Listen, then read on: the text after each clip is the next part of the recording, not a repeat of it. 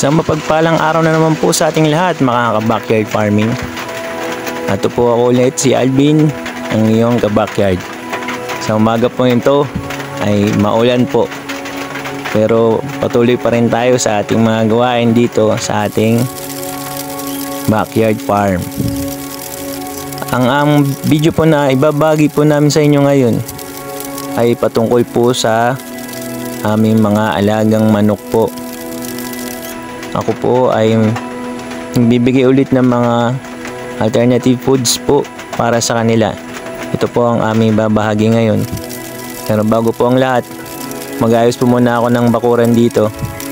Kasi po, palagi pong nadadaanan ng mga aso yung mga nasira na bakod namin. Kaya magkukuha po ako dun sa mga puno ng akawati po kasi matataas na yung kanilang mga sanga. Doon po ako kukuha ng pangbakod ko.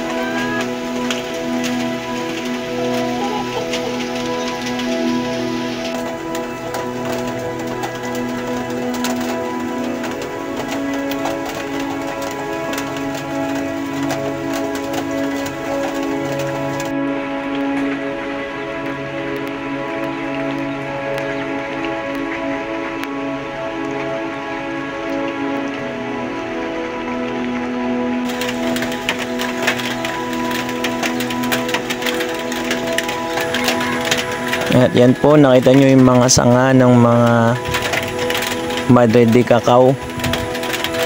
Yan po ang aking gagamitin na pangbakod. Kasi yung mga aso dito ang kukulit. Mga sira-sira na yung bakod namin dahil sa kanila. Kasi po yung aso namin na babae ay naglalandi po.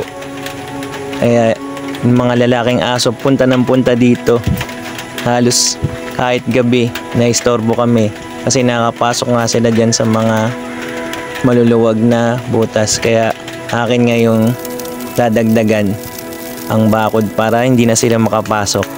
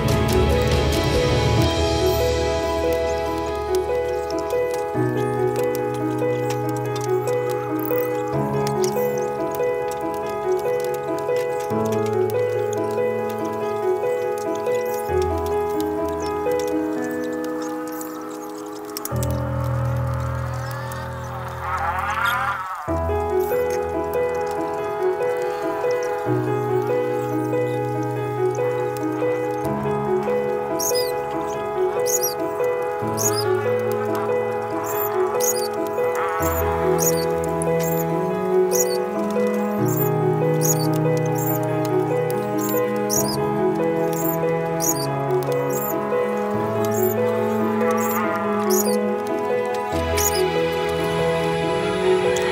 iyan, may itlog na nga po yung aming native na manok.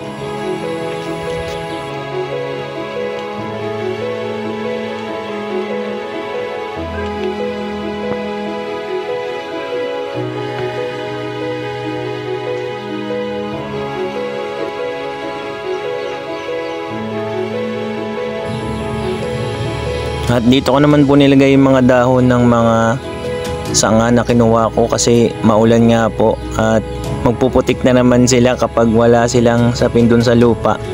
Mga puti pa naman po yan. Kaya dun ko nilagay sa kanila talaga yung mga dahon.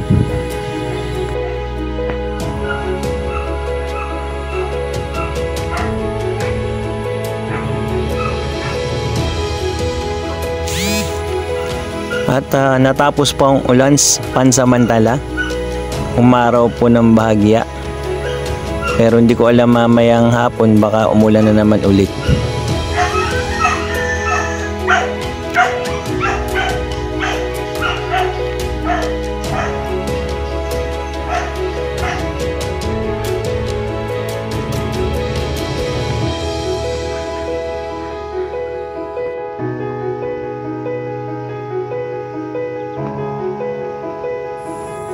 At eto na po, umpisan ko na yung pagluto ng kanilang alternative food.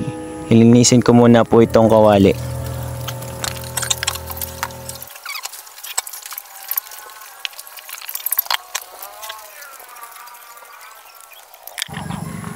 At tayo ulit ay magpapaapoy.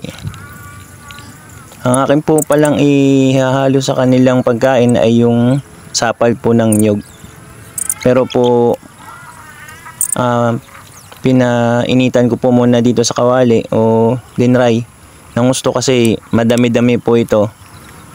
Kasi kung hindi ko po yan gagawin, madali po siyang masisira kaagad.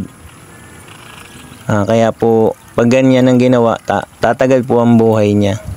Pag siguro mga 2 araw o 3 araw nilang ihalo sa kanilang pagkain.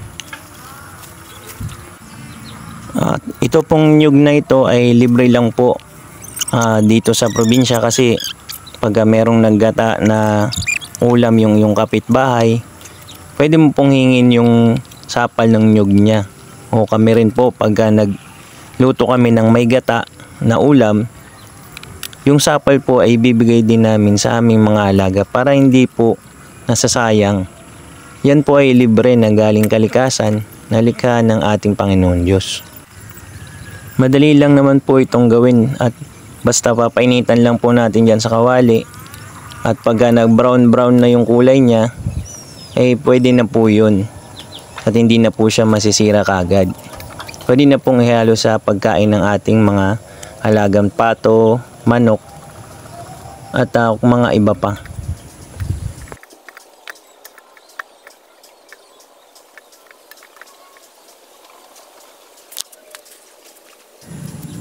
At ayan, may kulay-kulay brown na nga siya. At pwede na po ito. Pagkalamig po ay pwede na nating ibigay sa ating mga alaga. At haluan ng kanilang darak. Ayan po. Imimix ko na po ang kanilang pagkain.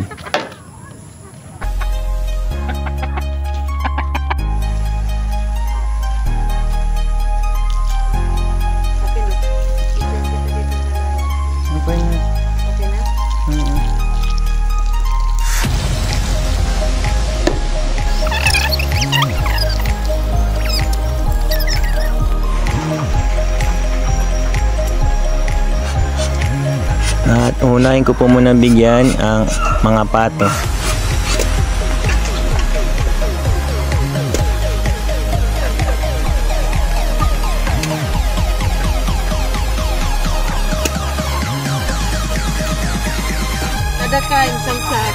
At pagkatapos ang mga manok naman.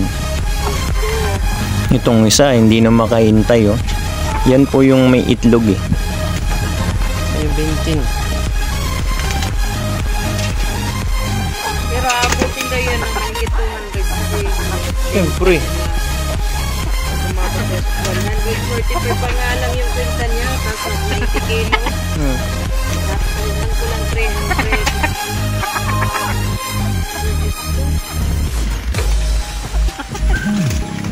Ayan, makikita nyo po pag bigay ko nito talagang mag-aagawan sila. Gustong gusto po nila itong mixing na ito.